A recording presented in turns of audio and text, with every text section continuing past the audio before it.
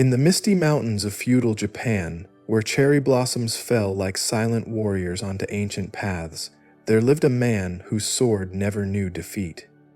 His name was Miyamoto Musashi, and by the time he laid down his weapons for the final time, he had become something far greater than a swordsman. He had become a legend. But legends, as we often discover, are built not just on victories, but on the wisdom that emerges from a life lived at the razor's edge between triumph and death. Today, we begin a journey into the mind of perhaps history's greatest warrior philosopher, exploring the final teachings he left behind just weeks before his death. These weren't battle strategies or sword techniques.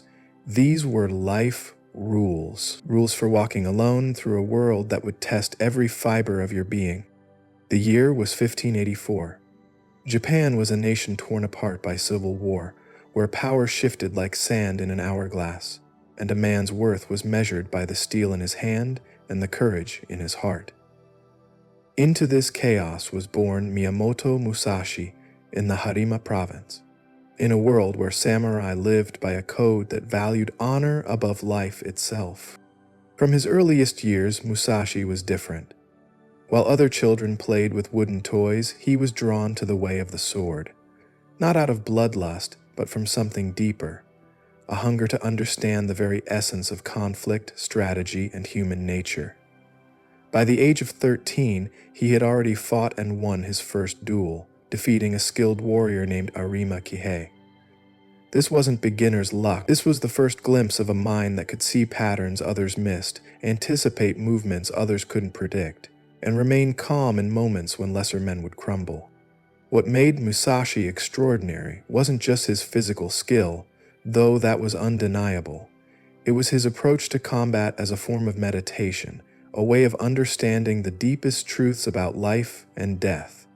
Each duel was a lesson, each victory a step closer to wisdom, each near-death experience a teacher more profound than any master. As the years passed, Musashi's reputation grew like ripples across a still pond. He developed his famous two-sword technique, wielding both katana and wakizashi simultaneously in a style he called Nitneryu, or the Two Heavens School. But even more remarkable was his psychological approach to combat. He would arrive late to duels, deliberately disrupting his opponent's mental preparation. He would use unconventional weapons, wooden swords instead of steel, or even carved boat oars, proving that the weapon was merely an extension of the warrior's will. By his 20s, Musashi had already defeated some of Japan's most respected swordsmen. But perhaps his most famous victory came in 1612, when he faced Sasaki Kojiro on the small island of Ganrijima. Kojiro was known as the Demon of the Western Provinces, famous for his lightning-fast technique called turning swallow cut. He had never been defeated, and many considered him the finest swordsman in all of Japan. He considered the sword the key to the forest and the tool that defeated his opponents on the fly.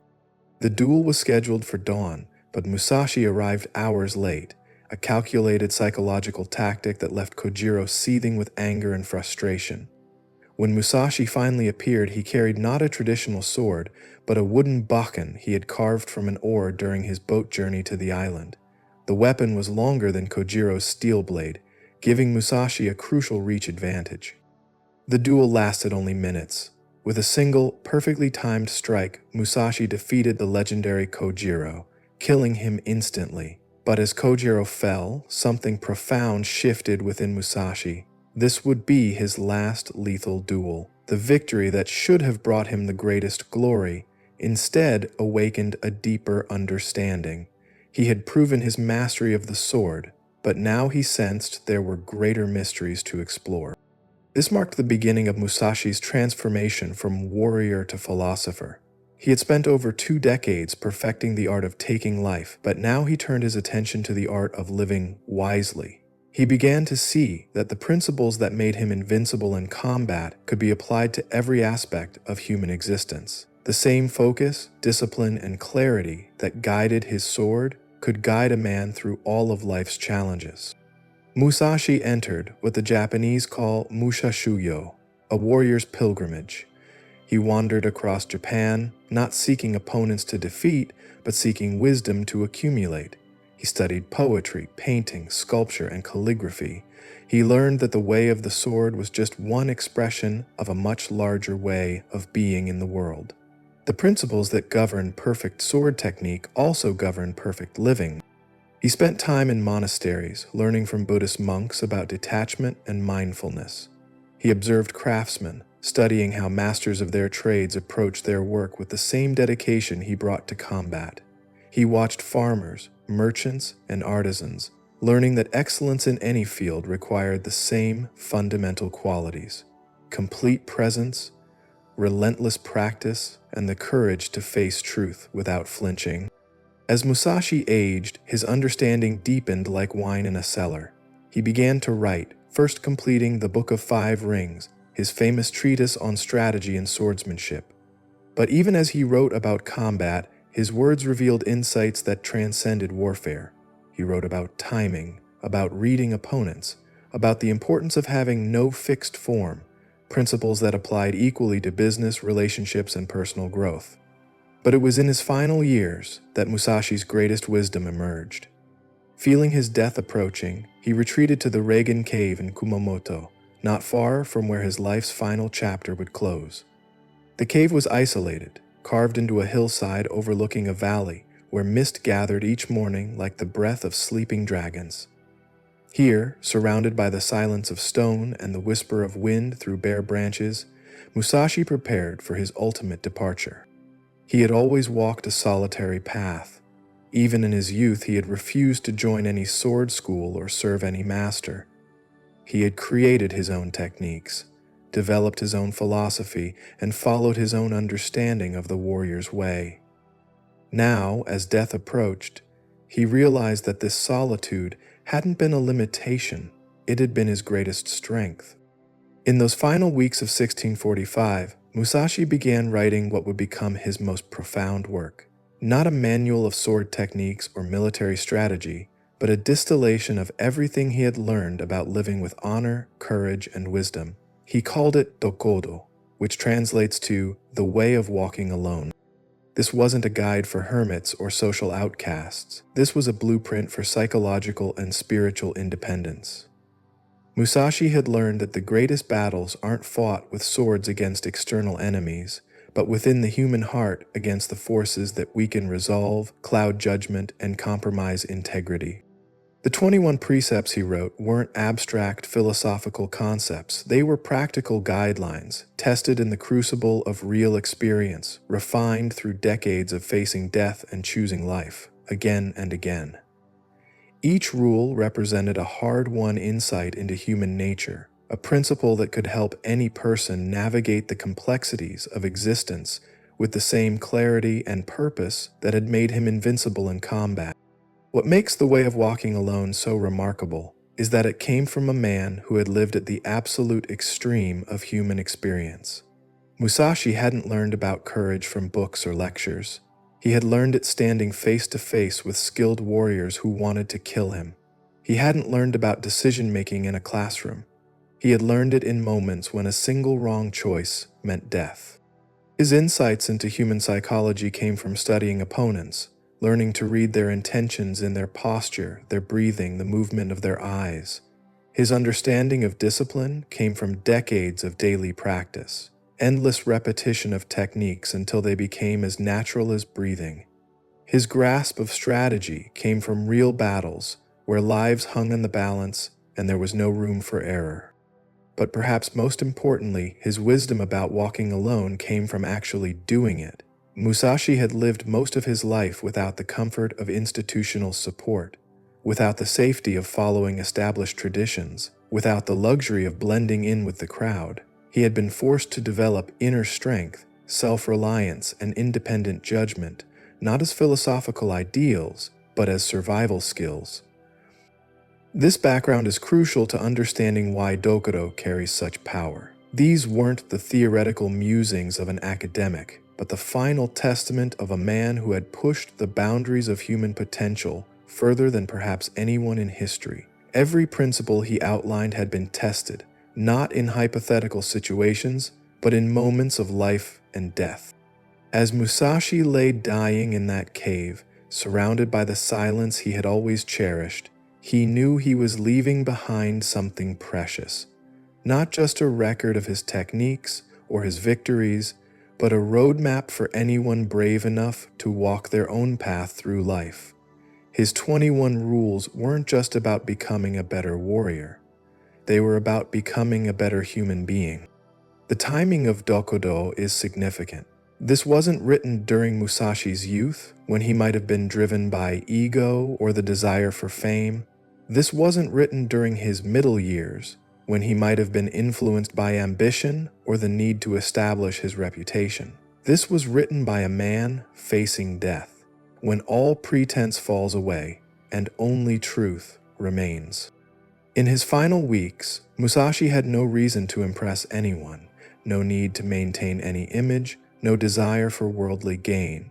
He was literally preparing to walk alone into whatever awaited beyond death. From this perspective of absolute clarity, he distilled everything he had learned about living with honor and wisdom. The principles he outlined weren't meant to make life easier or more comfortable. They were meant to make life more authentic, more meaningful, and more aligned with the deepest truths about human existence. They were guidelines for those who refuse to be carried along by the current of popular opinion, who insist on thinking for themselves, and who are willing to pay the price for genuine independence. And this is why studying Musashi's final work remains relevant today, perhaps more than ever. In our age of social media, constant connectivity, and overwhelming choice, we face challenges that would have been foreign to a 17th century samurai. But the underlying human struggles remain the same. We still battle with desire and attachment. We still struggle with fear and doubt. We still face the choice between following our own path or conforming to external expectation.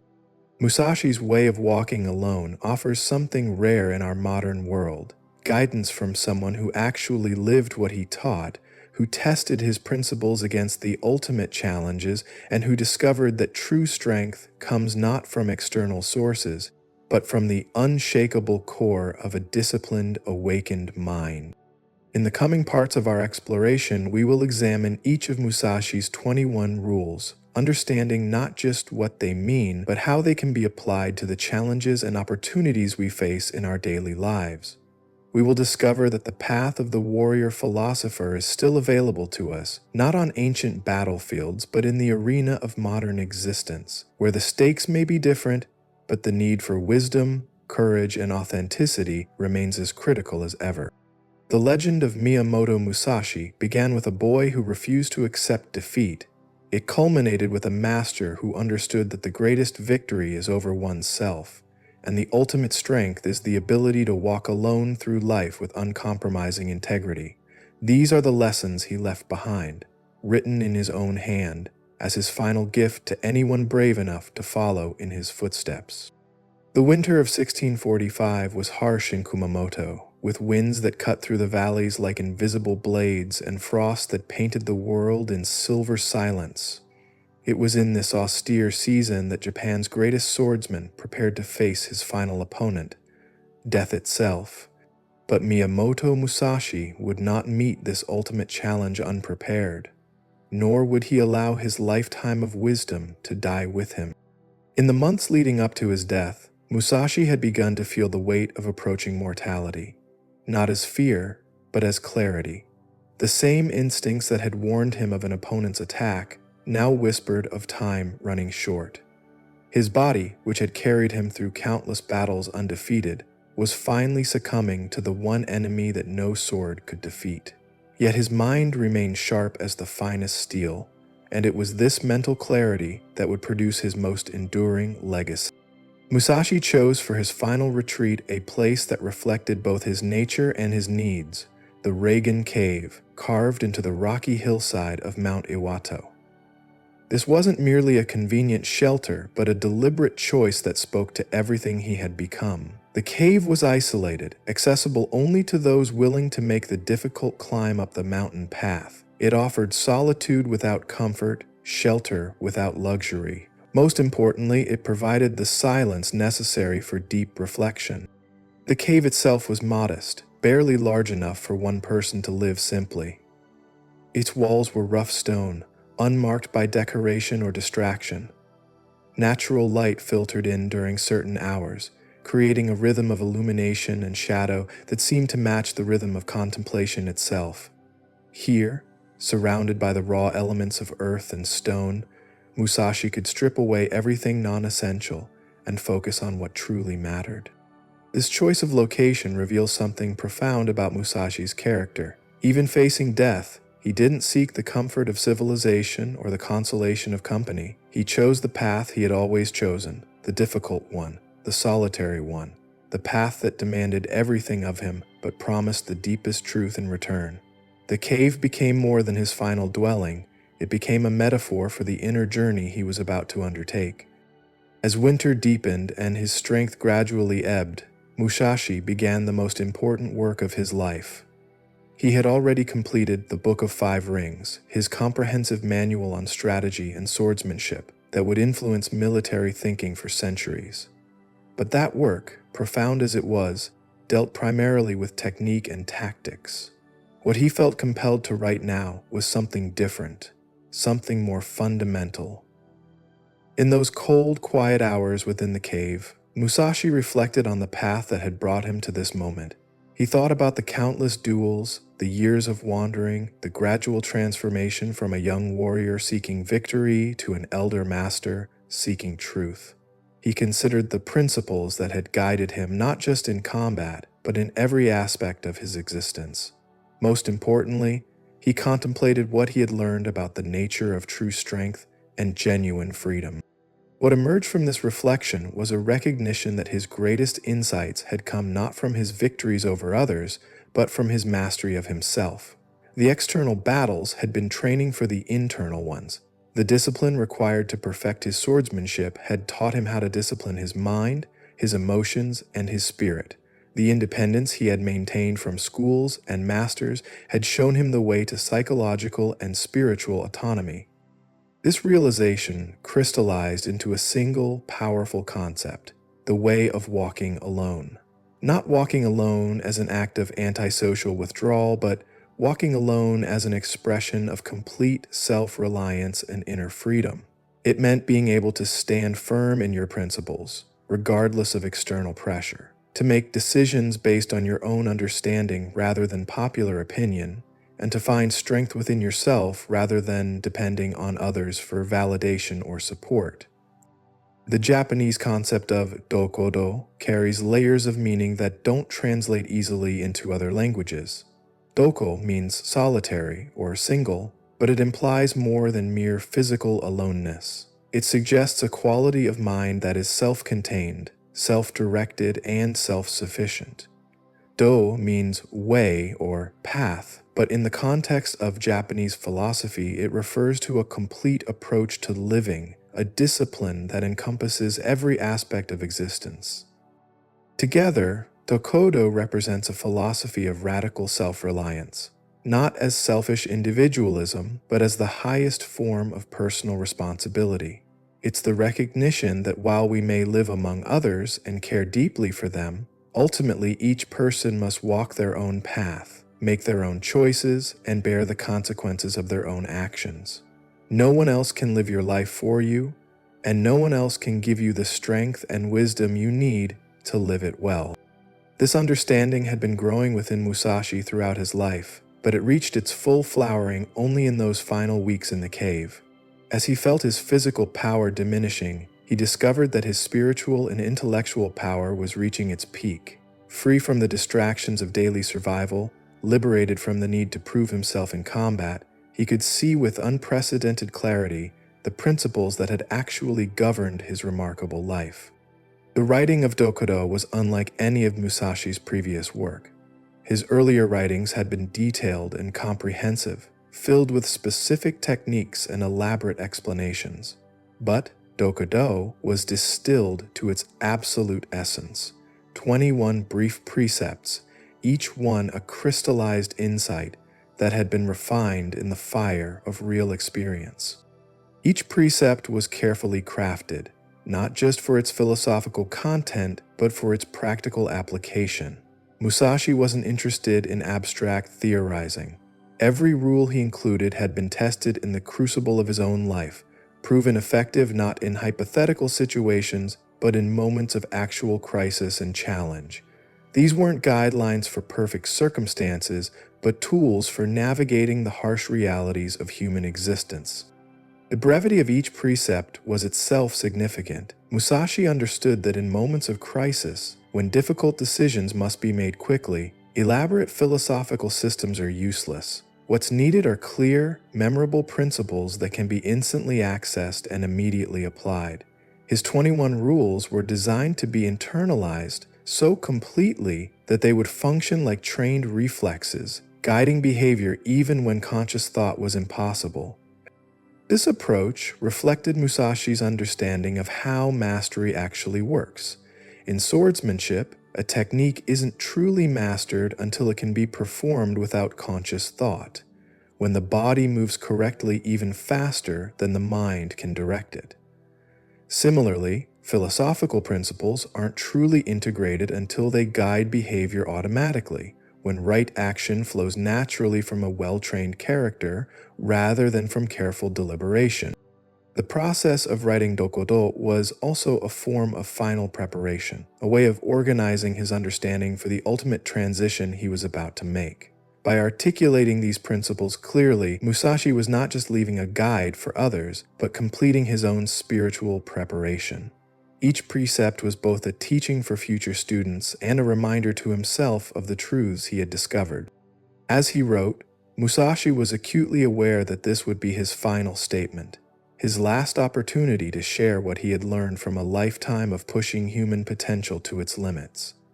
This awareness gave urgency and precision to his writing. Every word mattered. Every principle had to justify its inclusion. Nothing could be wasted on mere cleverness or conventional wisdom. The timing of Dokudo was also crucial. Musashi wrote it not as a young man full of theories, but as an elder facing death, when all illusions have been stripped away and only truth remains. This perspective gave his final work a weight and authenticity that no amount of intellectual brilliance could provide. These weren't the speculations of a philosopher, but the hard-won insights of a man who had lived at the absolute edge of human experience. What makes Dokudo unique in the literature of spiritual and philosophical guidance is this combination of practical wisdom and ultimate stakes. Musashi had spent his life in situations where abstract principles meant nothing, and only truth that could be acted upon had value. His final work reflects this emphasis on actionable wisdom, offering not comforting platitudes, but demanding disciplines. The 21 precepts of Dokudo weren't arranged randomly, but followed a subtle progression, each one building upon the others to create a complete system for living with integrity and strength. They moved from fundamental attitudes about reality and desire, through principles of emotional regulation and social interaction, to the deepest questions of spiritual independence and ultimate purpose. This structure reveals Musashi's sophisticated understanding of human psychology and spiritual development. He knew that external changes must be supported by internal transformation, that behavioral modifications must be grounded in shifts of consciousness, and that true strength must be built from the foundation up, rather than imposed from the surface down. As his final days approached, Musashi completed this remarkable work knowing that he had distilled a lifetime of unprecedented experience into a form that could benefit others for generations to come. He had created something more than a philosophical treatise. He had forged a practical tool for anyone willing to undertake the difficult but rewarding journey of true self-mastery.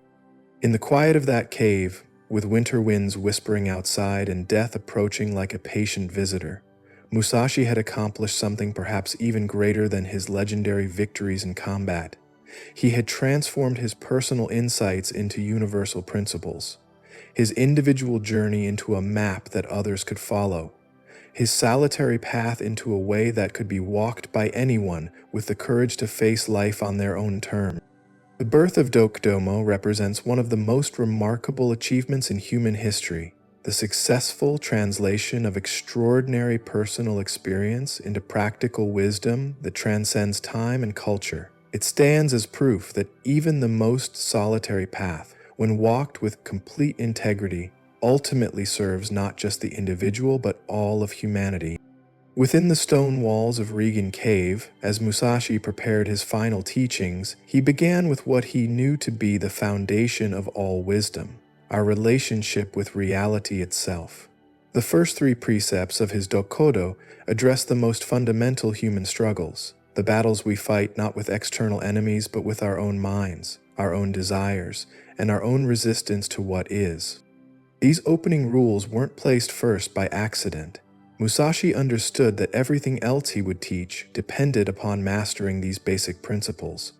Like a sword that must be properly forged before it can be sharpened, the human character must be properly founded before it can be refined. The first three rules of Dokodo provide that foundation. The first rule strikes like lightning in its directness: accept everything just the way it is. In Japanese, this principle carries even deeper resonance. Yo wo yo tomoi no kotamaru kokoro nashi. The elegant simplicity of these words masks a profound challenge that most people spend their entire lives avoiding. To understand why Musashi placed this principle first, we must understand the nature of human suffering. Most of our anguish comes not from reality itself, but from our resistance to reality. We suffer not because things are difficult, but because we believe they should be easy. We agonize not because we face obstacles, but because we think we shouldn't have to. We torment ourselves not because of what is, but because of what we think should be. Musashi had learned this lesson in the most direct way possible, through combat. In a sword fight, reality is immediate and unforgiving. Your opponent's sword moves at a certain speed in a certain direction. You can wish it were slower, you can hope it were aimed elsewhere, you can rage against the unfairness of your situation, but none of these mental activities will change the fact that steel is approaching your body with lethal intent. Your only choice is to accept what is happening and respond appropriately. This principle of acceptance doesn't mean passive resignation or helpless surrender. It means seeing clearly without the distortion of wishful thinking. It means responding to what is actually happening rather than what you hoped would happen or what you think should happen. It means conserving your mental and emotional energy for effective action rather than wasting it on futile resistance to unchangeable facts. Consider how this applies to modern challenges. When you lose a job, you can spend weeks raging about the unfairness, the poor timing, the incompetence of your managers. This resistance to reality drains your energy and clouds your judgment, making it harder to see opportunities and take effective action. Or you can accept that you are now unemployed. This is your current reality, and from this clear-eyed assessment, you can begin to plan your next move. When a relationship ends, you can torture yourself with endless replaying of conversations, imagining different outcomes, cursing fate for the timing. This mental struggle with unchangeable facts prevents you from learning the lessons the experience offers and moving forward with wisdom. Or you can accept that this relationship has ended, this is now your reality, and from this acceptance, you can begin to heal and grow. The power of acceptance lies not in eliminating all emotional response to difficult circumstances, but in preventing your emotions from distorting your perception of those circumstances. You can feel sadness about a loss while still accepting that the loss has occurred. You can feel anger about an injustice while still accepting that the injustice has happened. The emotion becomes information rather than interference. Musashi's second rule builds naturally from the first. Do not seek pleasure for its own sake. This principle, Tanoshimi wo umowazu, addresses one of the most fundamental forces that distorts human judgment and weakens human character: the pursuit of immediate gratification. This rule requires careful understanding because it's easy to misinterpret. Musashi wasn't advocating for a joyless existence or condemning all forms of pleasure. He understood that pleasure has its place in human life. The danger lies in making pleasure the goal rather than allowing it to emerge naturally from right action and meaningful engagement. When pleasure becomes the primary motivation, it corrupts decision-making. You begin to choose actions based on what feels good in the moment rather than what serves your long-term interests or aligns with your deepest values. You become reactive rather than responsive, driven by immediate impulses rather than guided by considered judgment. Musashi had observed this pattern in combat. Opponents who fought for the pleasure of violence, for the thrill of dominance, for the satisfaction of revenge, were predictable and ultimately defeatable. Their pleasure-seeking made them reckless, impatient, and prone to tactical errors. In contrast, those who fought from discipline, duty, or clear purpose were far more dangerous opponents. The same principle applies to all areas of life. When you eat for pleasure rather than nourishment, you develop patterns that may feel good temporarily, but undermine your health over time. When you work primarily for the pleasure of success, recognition, or financial reward, you become vulnerable to discouragement when these pleasures are delayed or denied. When you pursue relationships primarily for the pleasure they provide, you're likely to become disappointed when the inevitable challenges arise. This doesn't mean you should avoid pleasure when it comes, but that pleasure should not be your compass. Instead, let purpose, principle, and wisdom guide your choices. When you do this, pleasure often follows naturally, but it comes as a byproduct of right living, rather than as the goal that distorts your judgment. Consider the difference between someone who exercises because they enjoy the feeling versus someone who exercises because they understand its importance for long-term health. The person motivated by pleasure alone will struggle when exercise becomes difficult, boring, or uncomfortable. The person motivated by understanding will persist through these challenges because their commitment isn't dependent on immediate gratification. The third rule completes this foundation by addressing the subtlest trap of all. Do not, under any circumstances, depend on a partial feeling. In Japanese, nanitoki mo omoni ni kuauru koto nakare warns against the danger of making important decisions based on incomplete emotional information. This principle reveals Musashi's sophisticated understanding of human psychology. He recognized that feelings, while important sources of information, are often fragmentary and temporary. What you feel in one moment may be completely different from what you feel in the next. What seems overwhelmingly important when you're angry may appear trivial when you're calm. What feels impossible when you're afraid may seem manageable when you're confident. The danger of depending on partial feelings is that they can lead you to make choices that serve temporary emotional states rather than your deeper interests and values.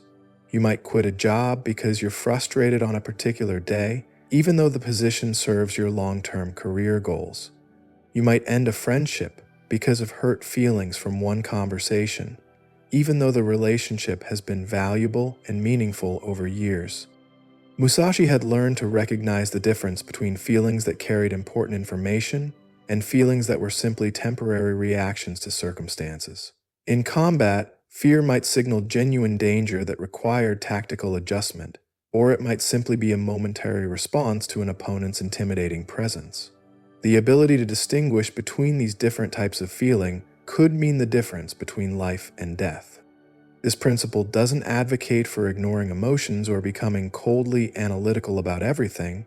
Rather, it suggests developing what we might call emotional intelligence, the ability to receive information from your feelings without being controlled by them. It means learning to pause when strong emotions arise, to consider whether these feelings represent lasting truths or temporary reactions, and to make decisions from a balanced perspective that includes but isn't dominated by emotional input. In practical terms, this might mean establishing a personal policy of not making major decisions when you're in extreme emotional states. When you're furious, heartbroken, euphoric, or terrified, you might choose to delay important choices until you can access a more balanced perspective. This isn't emotional suppression, but emotional wisdom. It might also mean developing practices that help you distinguish between different types of feelings. Some emotions arise from deep values and enduring concerns. These deserve serious consideration in decision-making.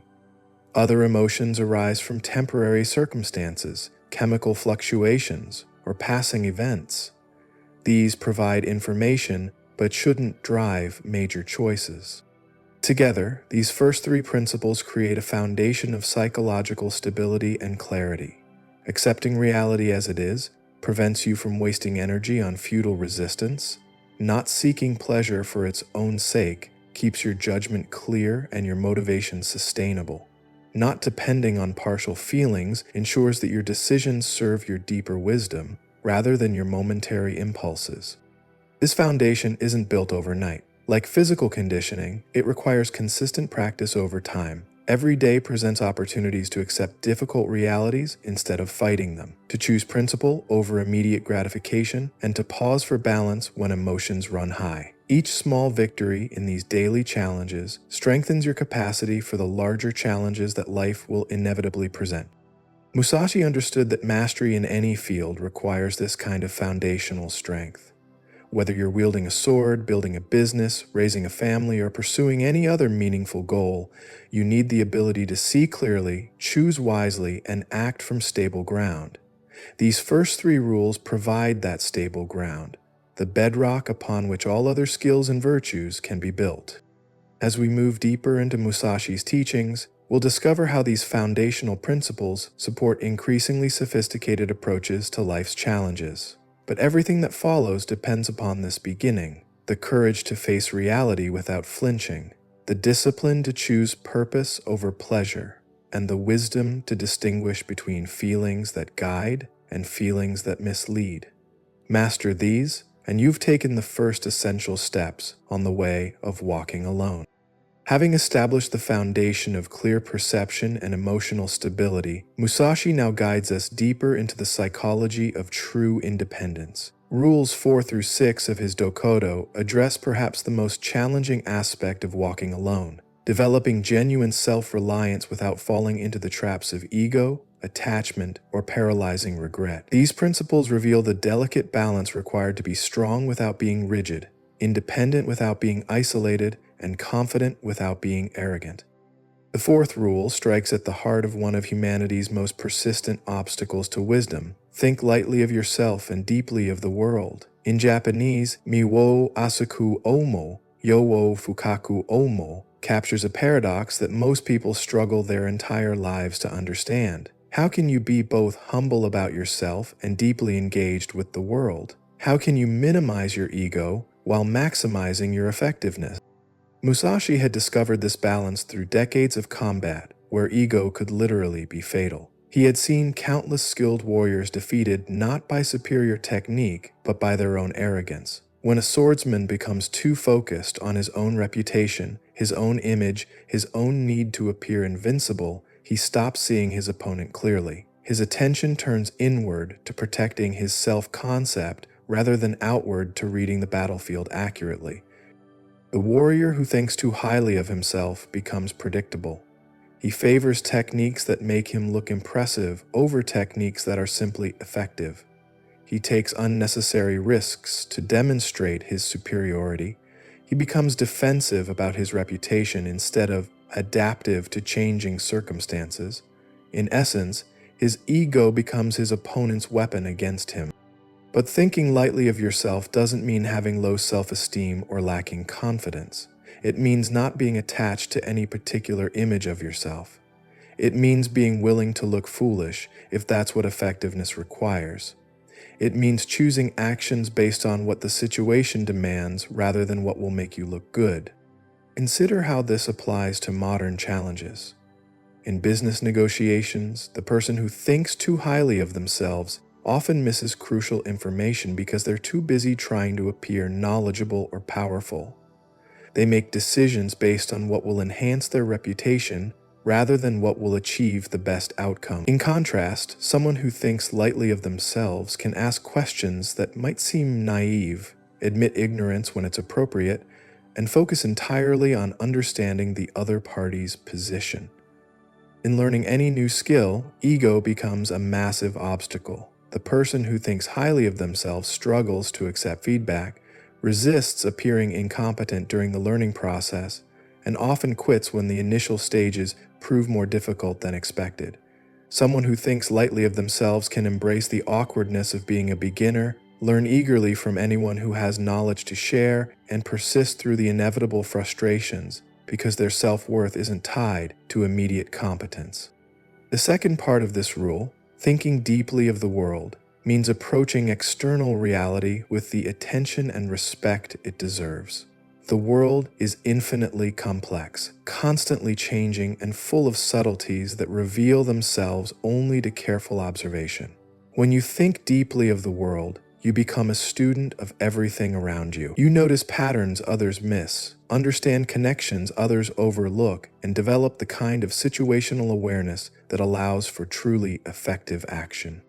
Musashi exemplified this principle in his approach to combat. He studied not just sword techniques, but human psychology, not just individual opponents, but the dynamics of different fighting environments. He paid attention to weather, time of day, terrain, and countless other factors that less observant fighters ignored. This deep thinking about the world gave him advantages that had nothing to do with pure physical skill.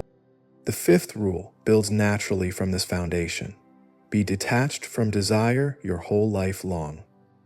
The Japanese phrase, Shogai no aida yokushin wo ummawazu, addresses what might be the single greatest source of human suffering and poor decision-making. Yet, like the previous rule, this principle requires careful understanding to avoid dangerous misinterpretations. Detachment from desire doesn't mean the elimination of all wants or goals. It means not being controlled by them. It means being able to pursue objectives without being enslaved by the need to achieve them. It means maintaining your equilibrium whether you get what you want or not. Musashi had learned this lesson through observing how desire affected performance in combat. The warrior who desperately wanted to win often made mistakes born of impatience or desperation. The warrior who was terrified of losing became tense and reactive. But the warrior who could fight wholeheartedly while remaining detached from the outcome often performed with a kind of relaxed intensity that was nearly unbeatable. This detachment paradoxically increased effectiveness rather than diminishing it. When you're not desperately attached to a specific outcome, you can see opportunities that desperation would blind you to. You can adapt to changing circumstances instead of rigidly pursuing a plan that's no longer working. You can take calculated risks because failure doesn't threaten your core sense of self. In modern contexts, this principle transforms how you approach everything from career goals to relationships. The entrepreneur who is detached from the desire for success can make clear-headed decisions about when to pivot, when to persist, and when to abandon a failing venture. The person who is detached from the desire to be loved can form healthy relationships because they're not constantly seeking validation or fearing rejection. Detachment also prevents the corruption of motivation that often occurs when desire becomes too intense. The artist who desperately wants recognition may compromise their vision to create what they think will sell. The student who desperately wants good grades may focus on gaming the system rather than actually learning. The professional who desperately wants promotion may engage in office politics that undermines their integrity. But again, detachment doesn't mean indifference. You can care deeply about outcomes while not being enslaved by the need to achieve them. You can work wholeheartedly toward goals while maintaining the flexibility to change course when circumstances demand it. The key is holding your desires lightly, like water cupped in your hands rather than ice frozen around your fingers. The sixth rule completes this psychological foundation. Do not regret what you have done. In Japanese, okonataru koto wo kokai setsu addresses the mental trap that perhaps more than any other prevents people from moving forward with confidence and clarity. Regret is a particularly insidious form of mental suffering because it masquerades as moral sensitivity. We tell ourselves that feeling bad about past mistakes shows that we're good people, that regret demonstrates our commitment to doing better. But Musashi understood that regret, while it might feel virtuous, is actually one of the most self-destructive emotions possible. Regret keeps you trapped in the past at precisely the moment when you need to be fully present. It divides your attention between what was and what is, making you less effective at dealing with current challenges. It creates a kind of psychological paralysis, where fear of making another wrong choice prevents you from making any choice at all. Musashi had seen how regret affected warriors in combat. The fighter who was still mentally reviewing a previous mistake was vulnerable to the opponent's next attack. The swordsman who regretted a tactical decision and was trying to undo it often created additional vulnerabilities. Combat demanded complete presence and total commitment to each moment as it arose. But the most destructive aspect of regret is how it distorts the learning process. When you regret a decision, you're likely to focus on how things might have been different, rather than on what you can learn from what actually happened. You waste mental energy on counterfactual thinking instead of extracting practical wisdom from your experience. This doesn't mean you should be indifferent to the consequences of your actions or that you shouldn't learn from mistakes. It means approaching your past choices as information rather than as sources of self-punishment. Every decision you made was made with the information, understanding, and emotional state you had at the time. Judging past decisions with current knowledge is both unfair and unproductive. Instead of regret, Musashi advocated for what we might call ruthless learning. When a decision leads to poor outcomes, examine what factors you didn't consider, what information you lacked, what emotional states might have clouded your judgment. Extract every possible lesson from the experience, then move forward with enhanced wisdom but without emotional baggage. This approach transforms failure from a source of ongoing suffering into a source of growing strength. Each mistake becomes tuition paid for education rather than evidence of your inadequacy. Each poor decision becomes data for making better decisions in the future rather than ammunition for self-attack. Consider how this applies to relationships that end badly.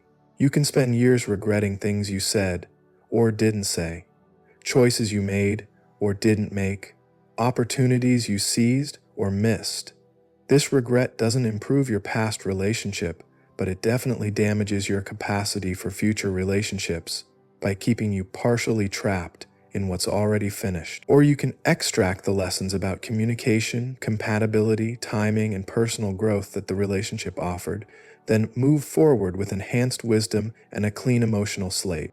Together, these three principles create the psychological foundation for genuine self-reliance. Thinking lightly of yourself frees you from the burden of protecting your ego. Detachment from desire frees you from the slavery of external outcomes. Freedom from regret frees you from the prison of the past. This combination creates what Musashi knew to be essential for walking alone, a mind that is simultaneously humble and confident, engaged and independent, learning and moving forward. This isn't a state you achieve once and then maintain effortlessly. It requires constant practice, constant vigilance, constant recommitment to these principles. Every day presents opportunities to choose effectiveness over ego gratification, purpose over desperate desire, learning over regret. Each time you make these choices, you strengthen your capacity for genuine independence. The psychology of self-reliance that Musashi describes isn't about isolating yourself from the world or becoming coldly indifferent to outcomes. It's about developing the internal stability and clarity that allows you to engage fully with life while remaining unshaken by its inevitable ups and downs. It's about becoming someone who can be counted on, starting with being someone you can count on yourself. As we continue deeper into Musashi's teachings, we'll see how this psychological foundation supports increasingly sophisticated approaches to honor, relationships, and spiritual development. But everything that follows depends upon this inner work, the cultivation of a mind that is free from the tyranny of ego, desire, and regret, and therefore capable of the clear perception and decisive action that walking alone requires. With the foundation of psychological stability established, Musashi now leads us into the realm of character itself. Rules 7 through 9 of his Dokodo address the corrosive emotions and attitudes that eat away at human integrity like rust on steel. These principles reveal how certain mental habits, seemingly natural and even justified, can slowly poison the warrior's spirit and cloud the clear judgment essential for walking alone. The seventh rule cuts directly to one of humanity's most destructive emotions: never be jealous. In Japanese, netami wo mosu kokoronashi addresses a feeling so common that many consider it inevitable, yet Musashi understood it to be one of the greatest obstacles to both personal development and effective action. Jealousy is particularly insidious because it masquerades as other, more acceptable emotions. We tell ourselves we're concerned about fairness when we're actually jealous of someone's advantages. We claim to be motivated by justice when we're actually envious of someone's success. We present our jealousy as moral indignation when it's really just wounded pride at seeing others possess what we desire. Musashi had observed jealousy's effects in the warrior culture of his time. Jealous samurai made poor strategic decisions because their judgment was clouded by resentment. They would take unnecessary risks to prove themselves superior to those they envied. They would refuse beneficial alliances because they couldn't bear to see rivals succeed. Most dangerously, they would waste energy on thoughts and actions directed at others instead of focusing on their own development. The fundamental problem with jealousy is that it makes someone else's life the center of your attention. Instead of focusing on your own path, your own growth, your own opportunities, you become obsessed with monitoring someone else's progress. This redirects energy that could be used for improvement into energy wasted on resentment and comparison. Jealousy also distorts perception in dangerous ways. When you're jealous of someone, you tend to minimize their efforts and maximize their advantages. You see their success as undeserved luck, while viewing your own struggles as evidence of life's unfairness. This distorted perspective prevents you from learning from their example or recognizing opportunities in your own situation. Consider how jealousy operates in modern contexts. The entrepreneur who is jealous of a competitor's success might spend more time trying to undermine that competitor than improving their own business. The artist who envies another's recognition might focus on criticizing that person's work rather than developing their own skills. The student who is jealous of a classmate's grades might waste energy on resentment instead of studying more effectively. But perhaps most destructively, jealousy prevents you from receiving one of life's greatest gifts: the inspiration that comes from witnessing excellence. When you see someone achieve something remarkable, you have two choices. You can be jealous, which closes your mind and heart to learning from their example, or you can be inspired, which opens you to discovering what they did that you might apply to your own efforts. Musashi transformed what others experienced as jealousy into curiosity and motivation. When he encountered skilled opponents, he didn't resent their abilities, he studied them. When he observed effective techniques, he didn't envy their creators, he learned from them. This approach turned every encounter with excellence into an opportunity for growth rather than a source of psychological suffering. The eighth rule addresses another form of attachment that can cripple emotional resilience. Never let yourself be saddened by a separation. The Japanese phrase wakarede wo urame to omo kokoro nashe confronts the reality that all relationships in life are temporary, and our resistance to this fact often causes more suffering than the separation itself. This principle requires careful understanding because it can seem to advocate for emotional coldness or detachment from human connection. But Musashi wasn't suggesting that you should feel nothing when relationships end, or that you should avoid deep connections to prevent future pain. Rather, he was pointing to the difference between natural grief and the additional suffering we create through our resistance to loss. When someone important leaves your life, whether through death, geographical distance, changing circumstances, or the natural evolution of relationships, there is an ever-asking natural sadness that comes with this loss. This sadness is not only normal, but appropriate. It reflects the value the relationship held. But often we add layers of additional suffering through our resistance to the separation itself. We might torment ourselves with thoughts about how things could have been different. We might rage against the circumstances that forced the separation. We might refuse to accept that the relationship has changed, keeping ourselves trapped in denial rather than adapting to new reality. We might blame ourselves or others for the loss, adding guilt and resentment to grief. Musashi understood that this additional suffering serves no useful purpose. It doesn't change what has happened, doesn't honor the relationship that was, and doesn't prepare you to value future relationships. Instead, it keeps you trapped in a form of mental struggle that prevents you from moving forward with wisdom and openness. In his own life, Musashi had experienced many separations. As a wandering warrior, he formed connections with teachers, fellow students, and companions, only to move on when his path demanded it. He learned to appreciate relationships fully while they lasted without clinging to them when circumstances changed. This approach allowed him to remain open to new connections, rather than becoming bitter or closed-hearted due to previous losses. The practical application of this principle involves accepting the temporary nature of all human relationships from the beginning. This doesn't mean being less committed or caring less deeply. It means loving fully while holding lightly, appreciating what you have while not being devastated by its inevitable impermanence. When separation does occur, this principle suggests processing the natural grief without adding the extra burden of resistance. Feel the sadness, honor the connection that was, learn from the experience, then gradually open yourself to whatever new connections life might offer. This approach transforms loss from a source of lasting damage into a source of deeper wisdom about the preciousness and fragility of human connection. The ninth rule completes this examination of destructive emotions. Resentment and complaint are appropriate neither for oneself nor others. In Japanese, urami wo motsu kokoro nashi addresses what might be the most energy-draining and effectiveness-destroying attitudes possible. Resentment is anger that has been preserved and fermented over time. Unlike the clean anger that arises in response to immediate injustice and can motivate appropriate action, resentment is anger that has been nursed, replayed, and reinforced until it becomes a permanent feature of mental landscape.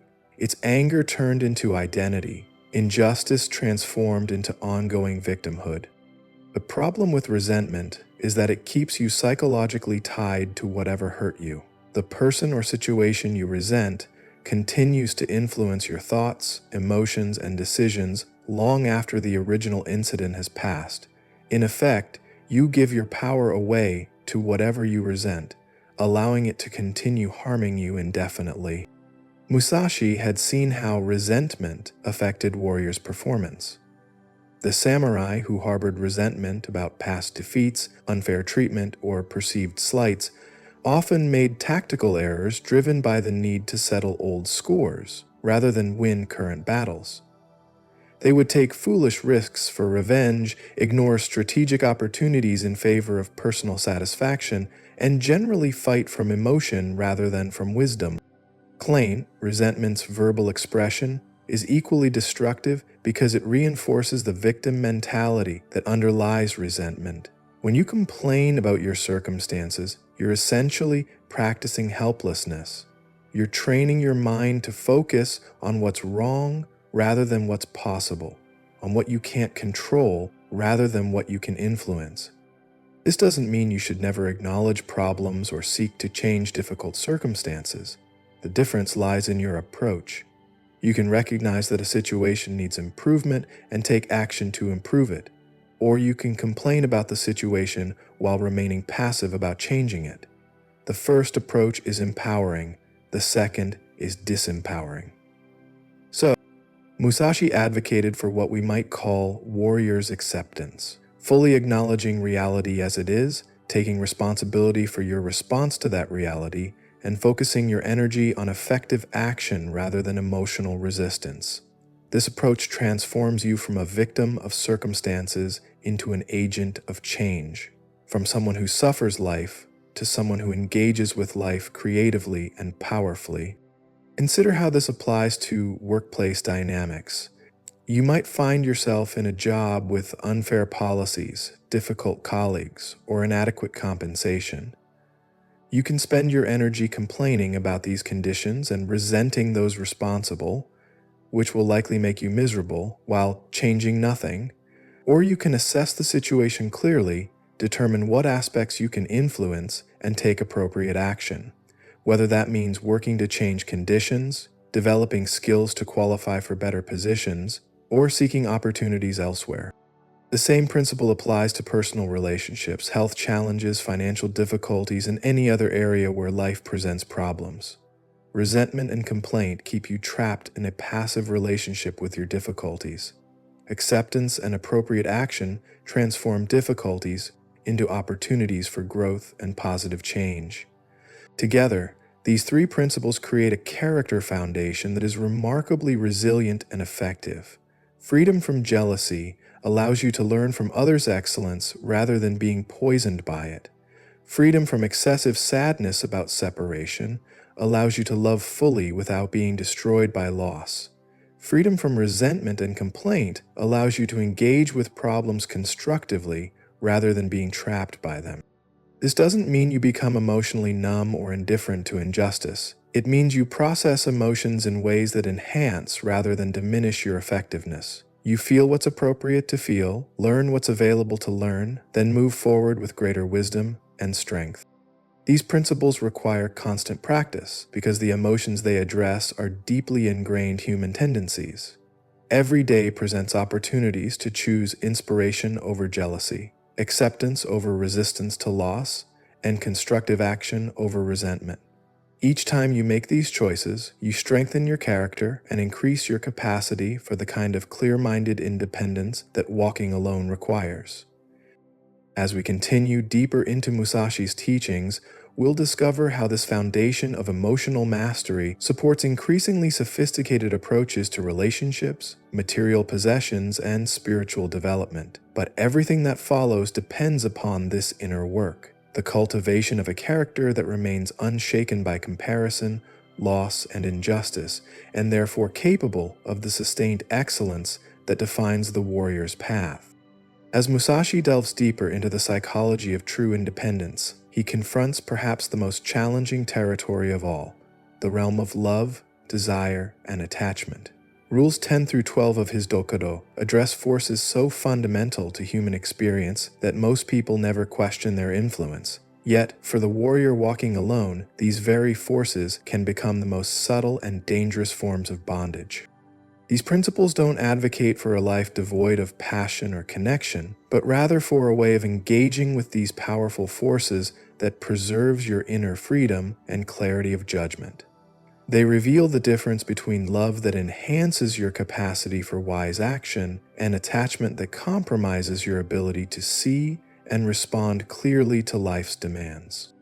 The 10th rule strikes at the heart of human psychology. Do not let yourself be guided by the feeling of lust or love. In Japanese, Airo wo omoko ko koro nashi addresses the way that intense emotional and physical attraction can override rational judgment and lead even the wisest person into destructive patterns. This principle requires the most careful interpretation of any in Musashi's code, because it's easy to misunderstand his intent. He wasn't advocating for emotional coldness or the avoidance of intimate relationships. Rather, he was warning against allowing these powerful feelings to become the primary drivers of important decisions. Musashi had observed how passion could compromise a warrior's effectiveness. The samurai who became obsessed with a particular woman might neglect his training, make poor strategic choices to impress her, or even betray his lord for her sake.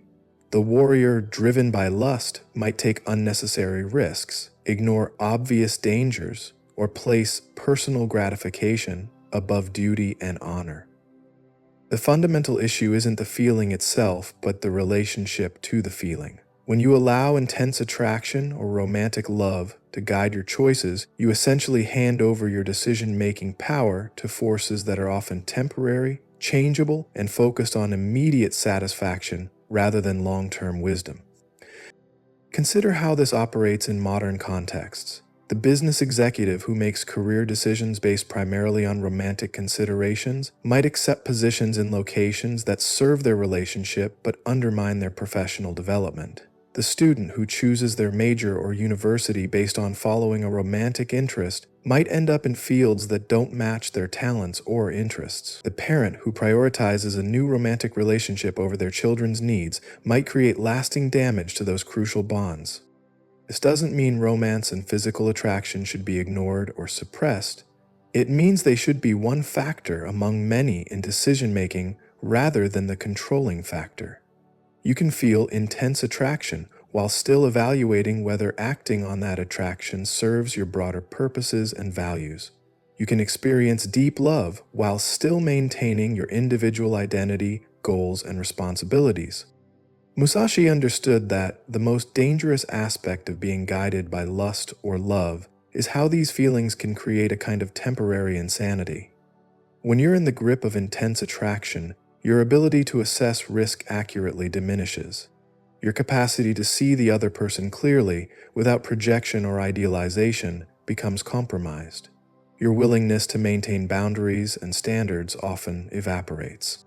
The warrior walking alone must be able to trust their own judgment in all circumstances. If that judgment can be consistently overridden by romantic or sexual feelings, then they're not truly independent. They're dependent on whatever person or situation triggers those feelings, vulnerable to manipulation by anyone who understands their weaknesses. This principle also addresses the way that intense romantic attachment can create a divided loyalty that compromises effectiveness. When your primary emotional investment is in another person rather than in your own path and purposes, you become vulnerable to choices that serve the relationship at the expense of your deeper values and long-term interests. The 11th rule builds on this foundation by addressing a broader form of attachment. In all things, have no preferences.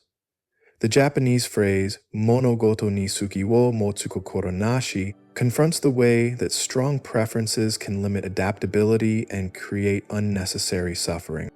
This principle is perhaps the most radical in Musashi's entire code, because preferences seem so natural and even necessary. How can you make choices without preferences? How can you develop expertise without focusing on particular areas? How can you build a life without favoring certain outcomes over others? The key lies in understanding the difference between preferences and preferences that control you. Having a preference means you would choose one option over another if all else were equal. Being controlled by preferences means you become upset, resistant, or ineffective when you don't get what you prefer. Musashi had learned this lesson through combat where rigid preferences could be fatal. The swordsman who strongly preferred fighting at a particular distance might be defeated by an opponent who controlled the spacing. The warrior who was attached to using specific techniques might be vulnerable to someone who could neutralize those techniques. The most effective fighters were those who could adapt fluidly to whatever the situation demanded. This adaptability requires what Zen Buddhism calls don't-know mind, a state of openness to whatever emerges rather than attachment to particular outcomes. When you have strong preferences, you tend to interpret situations in ways that support those preferences. You see what you want to see, hear what you want to hear, and miss crucial information that doesn't fit your preferred narrative. In modern contexts, consider how preferences can limit professional effectiveness. The manager who strongly prefers a particular leadership style might struggle to adapt to different team dynamics. The entrepreneur who is attached to a specific business model might miss opportunities that require different approaches. The artist who is committed to one medium or style might fail to explore new forms of expression that could enhance their work.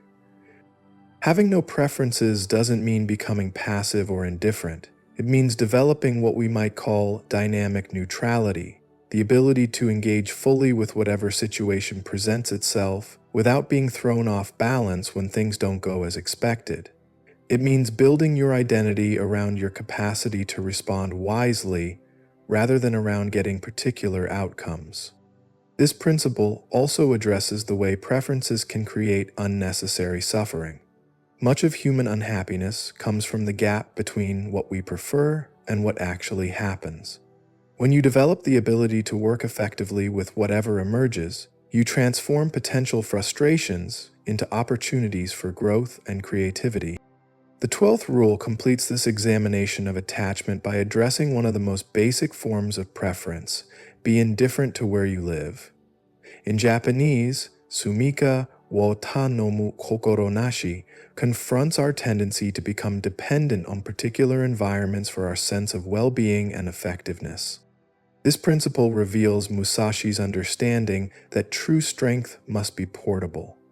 If your effectiveness depends on being in a specific location, working with particular tools, or having access to certain comforts, then you're not truly self-reliant. You're dependent on external conditions that could change at any moment. Musashi had lived this principle throughout his life as a wandering warrior. He had learned to be equally effective whether sleeping in a palace or under the stars, whether fighting on familiar ground or in completely foreign territory, whether surrounded by allies or completely alone. This adaptability wasn't just convenient, it was essential for survival in a world where circumstances could change without warning. The deeper teaching here is about the relationship between inner strength and external conditions. When you become attached to particular living situations, you're essentially outsourcing your sense of security and comfort to your environment. This makes you vulnerable to any change in those conditions and limits your willingness to pursue opportunities that might require relocation or adaptation. Consider how this applies to modern life. The professional, who can only be productive in a perfectly arranged office, becomes vulnerable to any disruption of those conditions. The person who can only feel secure in their hometown might miss opportunities that require geographic flexibility. The individual who needs luxury accommodations to feel comfortable might be unable to take advantage of experiences that offer growth but not comfort. This doesn't mean you should be indifferent to your living conditions or that seeking comfort is inherently wrong. It means not allowing your effectiveness or well-being to depend entirely on external arrangements. It means developing the inner resources that allow you to maintain your center regardless of where you find yourself. The principle also addresses the way that attachment to place can prevent necessary growth. Sometimes the next stage of your development requires leaving familiar surroundings, whether for education, career opportunities, or simply the expansion of perspective that comes from experiencing different ways of life. If you're too attached to your current location, you might miss these opportunities for growth. Together, these three principles create a foundation of remarkable inner freedom. Not being guided by lust or love preserves your judgment from being compromised by intense emotions. Having no preferences maintains your adaptability and reduces unnecessary suffering. Being indifferent to living situations ensures that your effectiveness doesn't depend on external conditions. This combination creates what Musashi knew to be essential for walking alone: the ability to engage fully with life while remaining internally free. You can love without being enslaved by love. You can have opinions without being controlled by preferences. You can appreciate comfort without depending on it for your sense of well-being. These principles require perhaps the most sustained practice of any in Musashi's code because they address such fundamental aspects of human psychology. Every day presents opportunities to choose wisdom over passion, adaptability over rigid preferences, and inner security over dependence on external conditions. Each time you make these choices, you strengthen your capacity for the kind of spiritual independence that allows you to walk your own path, regardless of circumstances. As we continue deeper into Musashi's teachings, we'll discover how this foundation of emotional and spiritual freedom supports increasingly sophisticated approaches to material possessions, physical comfort, and ultimate questions of life and death. But everything that follows depends upon this inner work, the cultivation of a spirit that remains free, even in the midst of the most powerful human experiences. As Musashi guides us deeper into the way of walking alone, he turns his attention to humanity's relationship with the material world. Rules 13 through 15 of his Dokudo address how our connections to physical pleasure, possessions, and social conventions can slowly erode the mental clarity and spiritual independence that define the warrior's path. These principles reveal how even seemingly innocent attachments can become chains that limit our freedom and effectiveness. The 13th rule confronts one of the most basic human drives: do not pursue the taste of good food. In Japanese, Bishoku wo Tanoshimo Kokoro Nashi addresses not just eating habits, but the broader principle of how the pursuit of sensory pleasure can compromise character and cloud judgment. This principle might seem harsh or unnecessarily ascetic at first glance. After all, what's wrong with enjoying a good meal? Why should food be reduced to mere fuel? But Musashi's concern wasn't with occasional enjoyment of fine cuisine. His target was the pursuit of sensory pleasure as a primary motivation, the way that seeking ever greater physical gratification can gradually soften the mind and weaken the will. Musashi had observed how attachment to luxury could compromise a warrior's effectiveness. The samurai, who became accustomed to elaborate meals, might lose his edge when circumstances forced him to survive on simple rations. The soldier, who needed rich foods to feel satisfied, might be distracted by hunger when refined cuisine wasn't available. More subtly, the person who organized their life around maximizing sensory pleasure often developed patterns of thinking that prioritized immediate gratification over long-term wisdom. The deeper teaching concerns the relationship between comfort and strength. When you consistently choose the most pleasurable option available, you gradually lose your tolerance for discomfort. This erosion of resilience affects not just your ability to handle food challenges, but your overall capacity to persist through difficulty, delay gratification, and maintain focus when conditions aren't ideal. Consider how this operates in modern contexts. The person who always chooses restaurants based on maximizing taste pleasure might struggle when traveling to places with unfamiliar cuisines, or when financial circumstances require simpler eating. The individual who needs elaborate meal preparation to enjoy eating might find themselves distracted by food concerns when facing more important challenges. But the principle extends far beyond food to encompass any form of sensory attachment. The musician who can only perform well with perfect acoustics, the writer who requires ideal lighting and temperature, the athlete who needs premium equipment to feel confident all demonstrate the same underlying vulnerability: dependence on external conditions for optimal performance. This doesn't mean you should eat flavorless food or avoid all sensory pleasure. Rather, it means not allowing the pursuit of such pleasure to become a controlling factor in your life. You can appreciate good food when it's available while remaining equally effective when only simple fare is accessible. You can enjoy luxury when circumstances provide it, while maintaining your strength when circumstances demand austerity. The 14th rule builds on this foundation by addressing material accumulation. Do not hold on to possessions you no longer need. The Japanese phrase, mochimono ni taishi itsumo funo omoninashi, confronts the human tendency to accumulate objects beyond any practical purpose and the psychological attachments that make releasing them difficult. This principle reveals Musashi's understanding of how possessions can gradually possess the possessor. What begins as owning useful tools can evolve into being owned by those tools. The objects meant to serve your purposes can end up determining your purposes. The possessions intended to provide security can become sources of anxiety and limitation. Musashi had lived most of his adult life with minimal possessions, carrying only what he needed for immediate survival and effectiveness. This wasn't poverty, but choice. He had discovered that excess possessions often created more problems than they solved. They required protection, maintenance, and organization. They tied him to particular locations. They provided targets for thieves and sources of distraction for more important matters. But perhaps most significantly, he had learned that emotional attachment to possessions could compromise decision-making. The warrior who owned an elaborate sword might hesitate to use it in situations where it might be damaged. The person with extensive property might make choices based on protecting those assets rather than pursuing opportunities for growth. The individual surrounded by beautiful objects might become reluctant to travel or take risks that could separate them from their collections. The modern application of this principle is particularly relevant in cultures that emphasize material accumulation as evidence of success. Consider how possessions can limit freedom and effectiveness. The professional who accumulates expensive equipment might become reluctant to change careers, even when their interests evolve.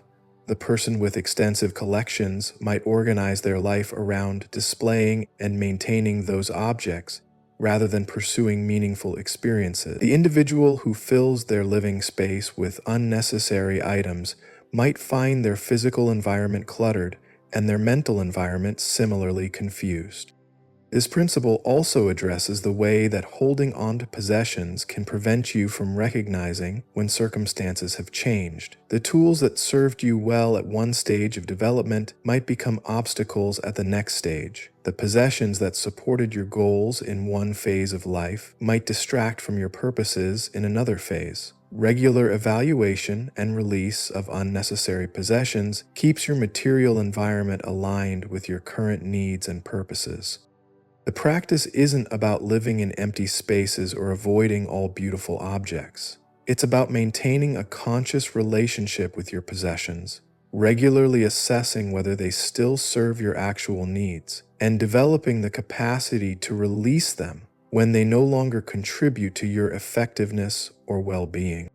The 15th rule completes this examination of freedom from external influence. Do not act following customary beliefs.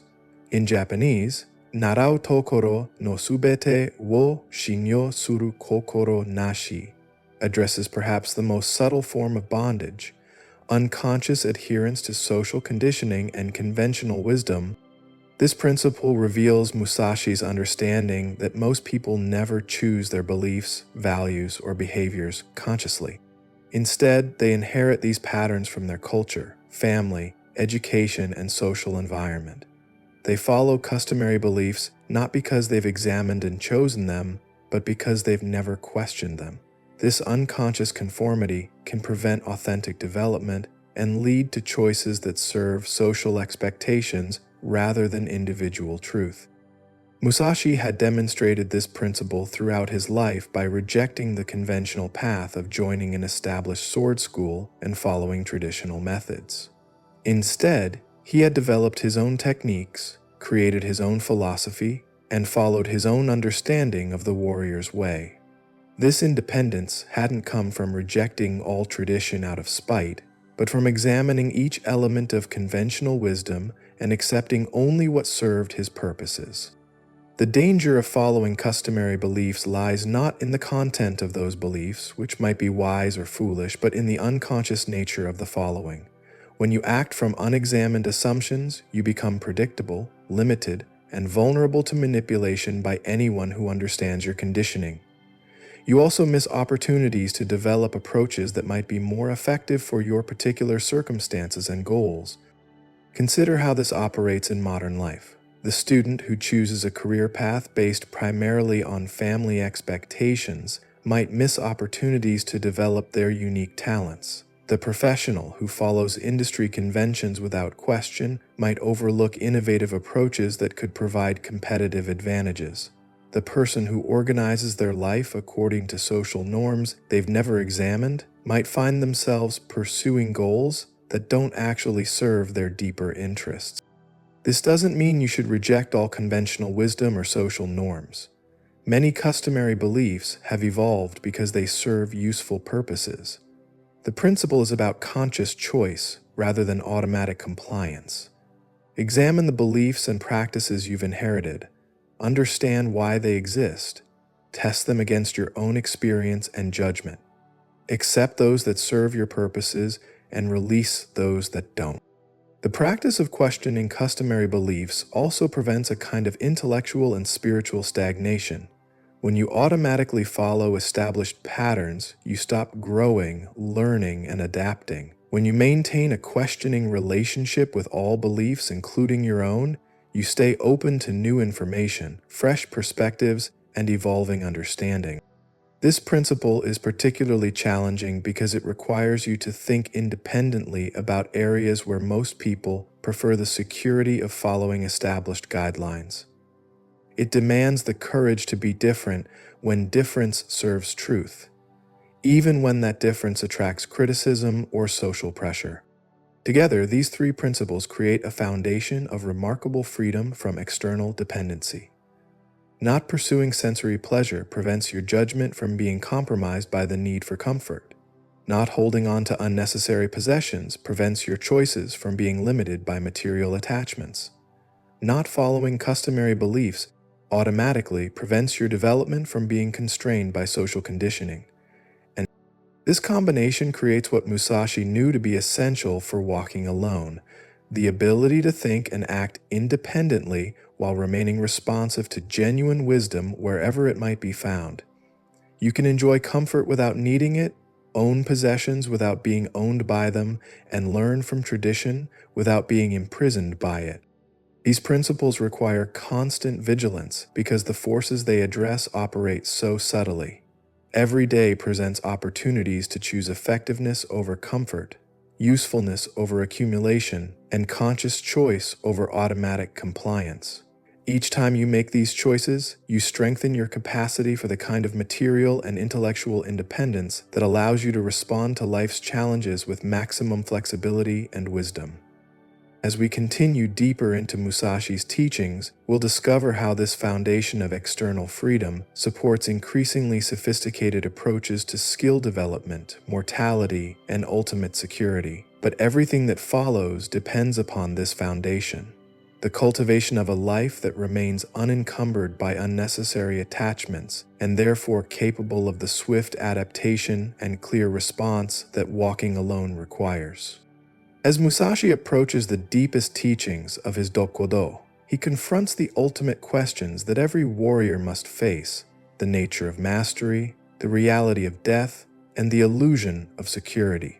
Rules 16 through 18 form the spiritual core of his philosophy, addressing not just how to live effectively, but how to live with complete authenticity in the face of life's most fundamental uncertainties. These principles move beyond practical psychology into the realm of what we might call spiritual warfare, the battle against the illusions, fears, and false securities that prevent most people from ever discovering their true strength. They reveal the difference between surface confidence and unshakable inner power, between temporary success and lasting mastery. The 16th rule strikes at the heart of how mastery actually develops. Do not collect weapons or practice with weapons beyond what is useful. In Japanese, heiki wo yoku toko koto o konomu kotoro nashi addresses the relationship between tools and skill, between accumulation and effectiveness, between having and being. This principle might seem purely practical at first glance, merely advising against collecting unnecessary equipment. But Musashi's insight goes much deeper, revealing how the relationship with tools reflects the relationship with mastery itself. The warrior who focuses on accumulating weapons often does so as a substitute for developing skill. The practitioner who seeks mastery through possession rather than practice demonstrates a fundamental misunderstanding of how excellence actually emerges. Musashi had observed this pattern throughout his career. Young warriors would often acquire multiple swords, elaborate armor, and exotic weapons, believing that better equipment would make them better fighters. But he had learned that mastery comes from profound understanding of fundamental principles, not from access to superior tools. The master can be deadly with a wooden sword, while the novice remains ineffective even with the finest steel.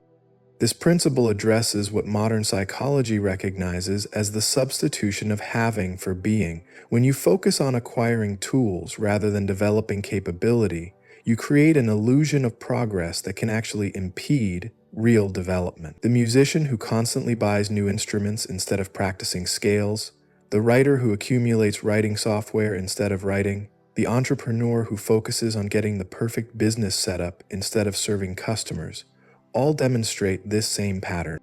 The deeper issue is that tool accumulation can become a form of procrastination disguised as preparation. Instead of facing the difficulty, uncertainty, and inevitable failure that characterize real skill development, you can spend time researching, shopping for, and organizing equipment. This feels productive while actually avoiding the challenging work that produces genuine capability. Musashi advocated for what we might call minimal sufficiency, having exactly what you need to practice and perform effectively, but no more. This approach forces you to develop skill rather than depending on equipment advantages. It also prevents the distraction and complexity that comes with managing unnecessary tools. The principle extends far beyond martial arts to encompass any area where skill matters. The cook who masters knife work with one good blade is more capable than the one who owns dozens of specialized gadgets but lacks fundamental technique. The artist who creates powerful work with basic materials demonstrates greater mastery than the one who needs elaborate equipment to produce anything worthwhile. This doesn't mean you should avoid all high-quality tools or that equipment never matters. Rather, it means distinguishing between tools that genuinely enhance your capability and tools that substitute for capability you haven't yet developed. The master earns superior tools through demonstrated skill. The novice tries to acquire skill through superior tools. The 17th rule confronts the ultimate fear that shapes most human behavior. Do not fear death. In Japanese, Shuo kanashimu kokoro nashi addresses not just mortality itself, but how the fear of death corrupts life, compromises authenticity, and prevents the kind of bold action that defines the warrior's path. This principle requires the most careful interpretation because it can be misunderstood as encouraging recklessness or indifference to life. But Musashi's teaching about death was actually about life, how to live so fully and authentically that the inevitability of death enhances rather than diminishes your experience. Musashi had faced death countless times in combat, and through these encounters he had discovered something paradoxical. The person who has truly accepted their mortality often lives more intensely and effectively than those who desperately try to avoid all risk. When you're no longer controlled by the fear of death, you can make choices based on what's right, meaningful, and aligned with your deepest values rather than what seems safest. The fear of death manifests in countless ways that have nothing to do with actual physical danger. People avoid difficult conversations because they fear social death. They refuse to take career risks because they fear professional death. They stay in unfulfilling relationships because they fear emotional death. They conform to social expectations because they fear the death of acceptance and belonging.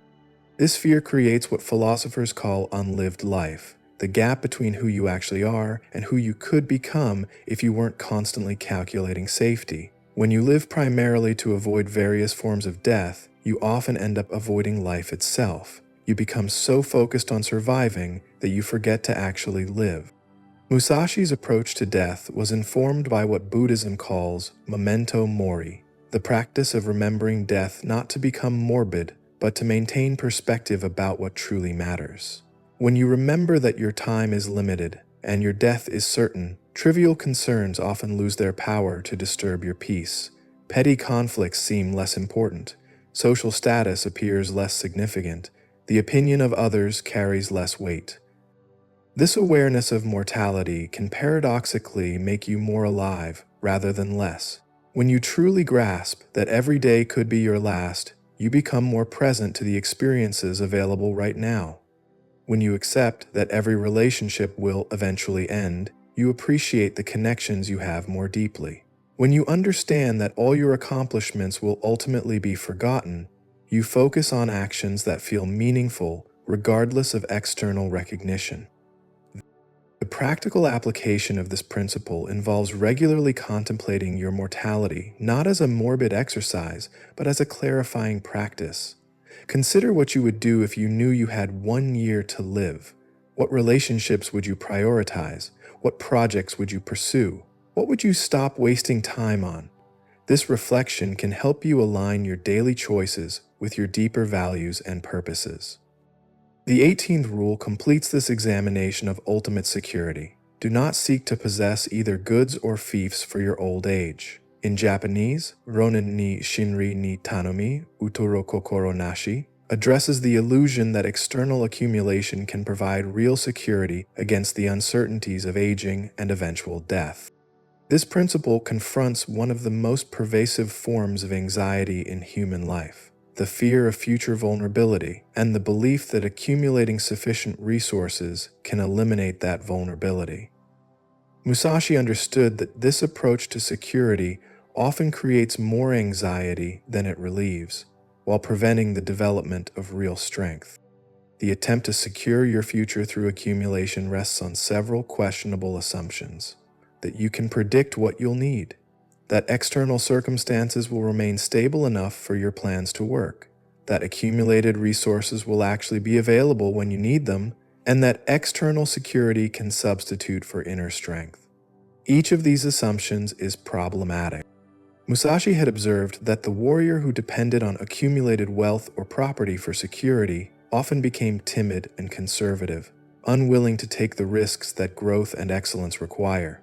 The samurai who fought primarily to secure his financial future might avoid challenging opponents or difficult missions that could enhance his skills. The person whose primary focus was building a safe retirement might miss opportunities for meaningful engagement and continued development. The deeper insight concerns the relationship between real security and adaptability. True security comes not from having enough resources to handle every possible scenario, but from developing the capabilities that allow you to thrive regardless of circumstances. The person who can learn quickly, adapt to change, create value for others, and maintain their health and mental clarity has a form of security that can't be stolen, lost in market crashes, or destroyed by political upheaval. This principle doesn't advocate for financial irresponsibility or complete indifference to practical concerns about aging. Rather, it suggests balancing reasonable preparation with a recognition that your greatest security lies in your ongoing capacity to respond effectively to whatever emerges. The person who maintains their health, continues learning, cultivates relationships, and develops transferable skills has created a form of security that serves them regardless of external circumstances. The practice involves distinguishing between prudent preparation and anxiety-driven accumulation. You can save money for future needs while recognizing that money alone won't guarantee security. You can plan for retirement while understanding that your capacity to remain valuable and engaged may matter more than your account balance. You can take reasonable precautions while accepting that ultimate security is impossible and that trying to achieve it often prevents you from living fully in the present. Together, these three principles create what Musashi knew to be the foundation of genuine spiritual strength. Not depending on tools beyond what's useful forces you to develop real capability. Not fearing death frees you to live authentically and boldly. Not seeking security through accumulation allows you to remain adaptable and present to current opportunities. This combination creates a paradoxical form of strength. The warrior who has less to lose often has more to offer. The person who isn't controlled by fear of death can afford to take meaningful risks. The individual who doesn't depend on external security can remain flexible and responsive to changing circumstances. These principles require perhaps the most courage of any in Musashi's code because they ask you to release the illusions that provide most people's sense of safety and identity. Every day presents opportunities to choose capability over equipment, authenticity over safety, and present engagement over future security. Each time you make these choices, you strengthen your capacity for the kind of spiritual independence that allows you to walk through life unshaken by its inevitable uncertainties. As we approach the final teachings of Musashi's path, we'll discover how this foundation of spiritual courage supports the ultimate principles of honor, transcendence, and unwavering commitment to truth. But everything that follows depends upon this foundation, the cultivation of a spirit that has faced and accepted the deepest realities of existence and therefore can act with complete authenticity regardless of circumstances. In the final days of his life, as winter winds swept through the Regan cave and death approached like a patient teacher, Miyamoto Musashi distilled the ultimate wisdom of his extraordinary journey into three final principles. Rules 19 through 21 of his Dokodo represent not just the culmination of his philosophy, but the synthesis of everything he had learned about honor, transcendence, and the unwavering commitment to truth that defines the highest levels of human development. These final teachings move beyond technique, beyond psychology, beyond even spiritual discipline, into the realm of ultimate values. They address the questions that remain when all else has been stripped away. What can you count on when everything else fails? What deserves your ultimate loyalty? How do you maintain integrity when the very ground beneath your feet seems to shift? The 19th rule addresses the relationship between human effort and divine assistance. Respect Buddha and the gods without counting on their help. In Japanese, Hotoke ka mitoto kapimo, potoke mitoke hotodami, head naid notsu kokoro nashi, captures a profound balance between spiritual reverence and radical self-reliance that few achieve in any era. This principle reveals Musashi's sophisticated understanding of the relationship between spiritual faith and personal responsibility. He wasn't advocating for atheism or dismissing the importance of spiritual connection. Rather, he was pointing to the danger of using spiritual beliefs as a substitute for taking full responsibility for your own development and choices. Musashi had observed how religious faith could sometimes weaken rather than strengthen character. The warrior who prayed for victory but neglected training was less likely to succeed than the one who trained diligently while maintaining spiritual humility. The person who asked the gods for protection but ignored practical precautions often suffered consequences that could have been avoided through a more balanced approach. The first part of this principle, respecting Buddha and the gods, acknowledges the importance of maintaining connection to something greater than yourself. This might be religious faith, spiritual practice, connection to nature, or simply recognition of the mystery and wonder that surround human existence. Such connection provides perspective, humility, and often a source of strength that transcends individual limitations. This respect for the transcendent also serves as protection against the arrogance that can come from excessive self-reliance. When you understand your place in a larger order, you're less likely to become inflated by success or crushed by failure. You maintain what the ancient Greeks called sophrosyn, a kind of balanced wisdom that recognizes both human capability and human limitation. But the second part of the principle, not counting on divine help, ensures that this spiritual connection doesn't become spiritual dependency. When you expect external rescue from difficulties that require your own effort, you often fail to develop the capabilities you need. When you wait for divine intervention instead of taking appropriate action, you may miss opportunities that require human initiative. This balance creates what we might call spiritual maturity, the ability to draw strength and guidance from transcendent sources while taking complete responsibility for your own choices and their consequences. You can pray while also planning. You can seek divine blessing while also developing your skills. You can maintain faith while also facing facts. Consider how this applies to modern challenges. The entrepreneur who maintains spiritual practices for guidance and perspective, while also doing rigorous market research and financial planning, is more likely to succeed than either the purely materialistic business person or the one who expects spiritual beliefs alone to ensure success. The student who prays for wisdom while also studying diligently demonstrates the kind of balanced approach Musashi advocated. The 20th rule confronts the ultimate test of character. You may abandon your own body, but you must preserve your honor.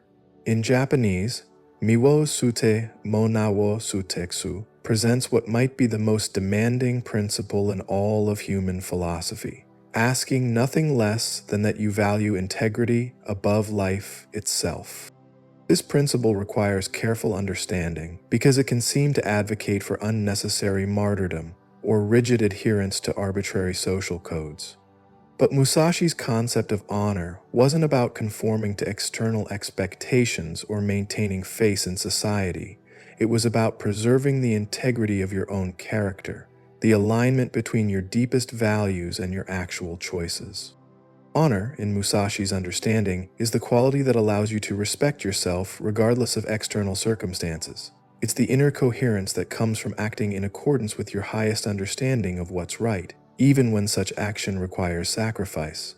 It's the integrity that remains intact whether you're praised or criticized, successful or defeated, living or dying. The warrior who preserves honor above life has achieved a form of freedom that can't be taken away by any external force. No threat can make them compromise their principles because they've already accepted that some things matter more than survival. No bribe can corrupt them because they've placed their integrity above material gain. No social pressure can force them to betray their values because they've chosen to answer to their own conscience rather than popular opinion. This doesn't mean seeking death or being indifferent to survival. It means being willing to accept death rather than live dishonorably. It means recognizing that some compromises cost more than they're worth, that some prices are too high to pay regardless of what you might gain. The practical application of this principle involves developing clarity about what you consider non-negotiable in your character. What values are so fundamental to who you are that you would rather suffer any consequence than violate them? What principles define your identity so completely that abandoning them would mean becoming someone you couldn't respect? This might mean refusing to lie even when the truth is costly. It might mean keeping promises even when circumstances make fulfillment difficult. It might mean standing up for others even when doing so is unpopular or risky. It might mean admitting mistakes even when you could avoid consequences by staying silent. The power of this principle lies not in the dramatic moments when life and honor conflict, but in the daily choices that either strengthen or weaken your character. Each time you choose integrity over convenience, you build the strength that will sustain you if ultimate tests arise. Each time you compromise your values for immediate gain, you weaken the foundation that honor requires.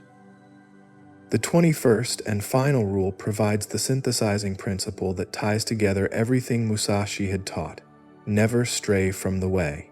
In Japanese, Dorimoto wo hanerezaru kokoro nashi presents both the simplest and most complex teaching in his entire philosophy, because it requires first discovering what your way actually is, then maintaining unwavering commitment to it regardless of circumstances. The concept of the way in Japanese philosophy encompasses much more than a set of techniques or beliefs. It refers to a complete approach to living that integrates all aspects of existence into a coherent whole. Your way is not just what you do, but how you do it. Not just your goals, but the principles that guide your pursuit of those goals. Not just your destination, but the manner in which you travel. For Musashi, the way had emerged from decades of combat, study, and reflection. It included his approach to swordsmanship, but extended far beyond fighting to encompass his relationships, his art, his spiritual practices, and his understanding of how to live with complete authenticity. His way was uniquely his own, yet it embodied universal principles that others could adapt to their own circumstances. The challenge of never straying from the way is that life constantly presents pressures to compromise, adapt, or abandon the principles you've chosen. Social pressure encourages conformity to popular opinion rather than personal truth. Financial pressure tempts shortcuts that violate your standards. Emotional pressure pushes toward choices that provide immediate relief rather than long-term integrity. Staying true to your way requires what we might call principled inflexibility, the ability to adapt your methods while maintaining your core values, to change your tactics while preserving your fundamental direction. You can learn new techniques, update your understanding, and modify your approach, but you don't abandon the essential principles that define who you are.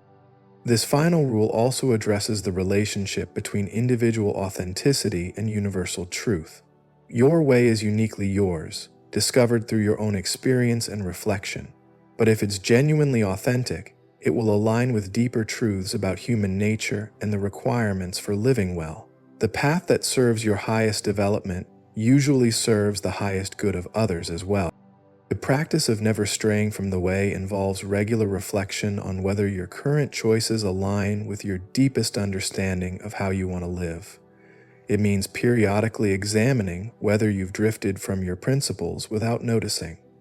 It means having the courage to correct course when you realize you've been compromising values that matter to you. And it also means accepting that following your way may sometimes put you at odds with others who are following different paths. The person committed to complete honesty may seem harsh to those who prefer gentle deceptions. The individual devoted to excellence may appear obsessive to those who accept mediocrity. The warrior walking alone may seem isolated to those who find security in crowds. Together, these final three principles create the complete foundation for what Musashi called the way of walking alone. Respecting the transcendent while relying on yourself provides spiritual grounding without spiritual dependency. Preserving honor above life provides unshakable identity and purpose. Never straying from the way provides consistent direction and authentic expression. This combination creates something remarkable, a human being who has achieved genuine independence, not through isolation, but through integration, not through rejection of all outside influence, but through selective acceptance of only what serves truth and growth. Such a person can walk alone, not because they reject others, but because they have something solid to offer when they choose to engage. These final teachings represent the culmination of one of history's most extraordinary journeys of self-development. From a young warrior seeking victory over others, Musashi had evolved into a master who achieved victory over himself. From someone who proved his worth through defeating opponents, he became someone whose worth was unshakable regardless of external outcomes. As we conclude our exploration of Musashi's final teachings, we see that the way of walking alone isn't really about solitude at all. It's about developing the inner strength, clarity, and integrity that allows you to contribute something valuable to the world, whether you're standing with others or standing by yourself. It's about becoming someone who can be counted on, starting with being someone you can count on yourself. The path Musashi mapped in his final days remains as relevant today as it was in 17th century Japan, because the fundamental challenges of human existence haven't changed. We still struggle with attachment and aversion, with fear and desire, with the gap between who we are and who we could become. His 21 rules provide a tested path through these universal challenges, refined in the crucible of extraordinary experience and offered as a gift to anyone brave enough to walk their own path with complete authenticity. The winter winds that once swept through Miyamoto Musashi's cave still blow across the mountains of Japan, but the world they encounter has transformed beyond anything the great swordsman could have imagined. Yet, as we reach the conclusion of our journey through his dokodo, we discover something remarkable. The principles he distilled in his final weeks speak to our modern challenges with startling relevance and power.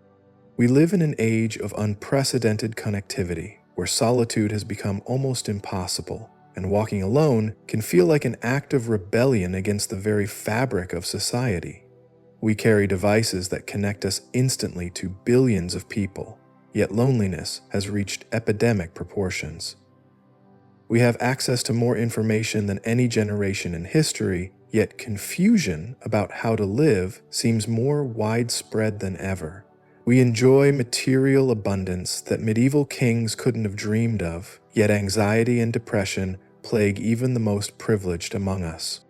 Into this paradoxical landscape, Musashi's teachings arrive like a sword cutting through fog, revealing truths that remain constant despite technological and social transformation. The way of walking alone isn't about rejecting the modern world, but about engaging with it from a position of inner strength and clarity that prevents you from being swept away by its constant demands and distractions. The first insight from synthesizing Musashi's 21 rules is that authentic independence has never been about isolation from others, but about freedom from the need for others' approval to validate your worth. In our age of social media, where validation comes in the form of likes, shares, and comments, this distinction becomes crucial. The person walking alone in the modern world can engage fully with digital platforms without being enslaved by the metrics they provide.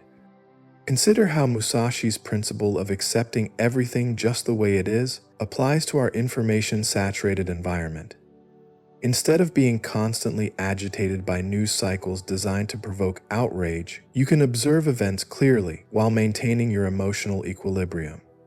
Instead of fighting the reality of technological change, you can adapt your skills and approaches while preserving your core values. Instead of resenting social media's influence on human behavior, you can choose how to engage with these platforms in ways that serve your purposes rather than being manipulated by their algorithms.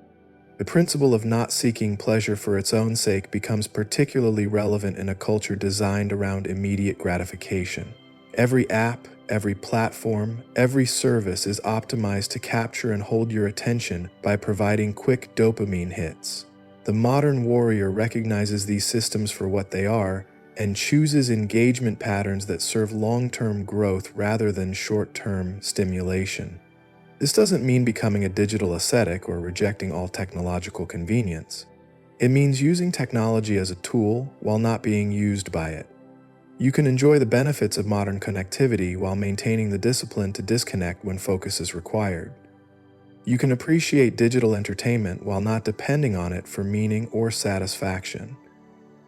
Musashi's teachings about detachment from desire speak directly to consumer culture's constant encouragement to want more, buy more, become more through acquisition. The way of walking alone involves developing what we might call conscious consumption, making purchasing decisions based on actual needs and values rather than manufactured desires or social pressure. The entrepreneur walking alone might build a business that serves genuine human needs rather than exploiting psychological vulnerabilities. The professional might choose career paths based on meaningful contribution rather than simply maximizing income or status. The individual might organize their life around experiences and relationships that provide lasting satisfaction rather than temporary excitement. Perhaps most importantly, Musashi's principle of not depending on partial feelings becomes essential for navigating the emotional volatility that digital communication can create. Text messages, emails, and social media posts often trigger strong emotional reactions based on incomplete information. The modern warrior learns to pause, gather complete context, and respond from balance rather than reacting from immediate emotional impulses. The principle of thinking lightly of yourself while deeply of the world offers profound guidance for the age of personal branding and self-promotion. You can build a professional reputation and market your skills without becoming attached to any particular image of yourself. You can engage with social media for business purposes without needing it to validate your self-worth. You can pursue recognition for your work while remaining internally free from the need for external validation. This balance allows for what we might call authentic marketing, where you share your genuine value without manufacturing false personas or exaggerating your capabilities. You can promote your work because it serves others, not because you need their approval. You can build influence based on actual expertise rather than manufactured authority. Musashi's teachings about honor take on new dimensions in an era where reputation can be instantly damaged by viral misinformation, or where success often seems to require ethical compromises. The person walking alone maintains their integrity regardless of online attacks, market pressures, or social trends. They choose actions based on their principles rather than public opinion polls or focus group feedback. This might mean building a business slowly through excellent service rather than cutting corners for rapid growth. It might mean speaking truthfully about important issues, even when those positions are unpopular. It might mean admitting mistakes publicly rather than trying to cover them up or shift blame. The principle of never straying from the way becomes particularly challenging in a world that changes so rapidly that the ground seems to shift daily. New technologies, new social norms, new economic realities emerge constantly. The key insight is distinguishing between changes in methods and changes in principles. Your techniques can evolve while your core values remain steady. A teacher might adopt new technologies for delivering education while maintaining the same commitment to student growth. An artist might use new mediums and platforms while preserving their authentic voice and vision. A leader might adapt their communication style for different generations while maintaining the same ethical standards and commitment to genuine service. The practical application of walking alone in the modern world requires developing what we might call technological sovereignty. This means making conscious choices about which tools to use and how to use them, rather than being carried along by default settings and social pressure. It means organizing your digital environment to support your goals rather than working against them. And this might involve specific practices like turning off notifications during focused work periods, scheduling specific times for social media engagement rather than checking constantly, or choosing communication methods based on what serves the conversation rather than what's most convenient. It means treating your attention as a precious resource and protecting it as carefully as you would protect your health or your money. The way of walking alone also requires developing what we might call cultural immunity, the ability to remain centered in your own values while living in a society that constantly promotes different values. This doesn't mean becoming judgmental or disconnected from others, but rather maintaining clear boundaries between your internal compass and external pressures.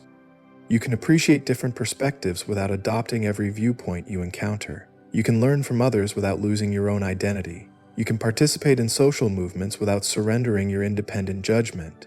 You can love people without needing them to validate your choices. Perhaps the most important insight for walking alone in the modern world is that this path ultimately serves not just individual development, but collective well-being. When you become genuinely independent, you have more to offer in relationships, communities, and society as a whole. When you're not constantly seeking validation or trying to manage your image, you can focus on creating actual value for others. The entrepreneur who walks alone builds businesses that solve real problems rather than exploiting psychological weaknesses. The artist who walks alone creates work that expresses authentic vision rather than following trends.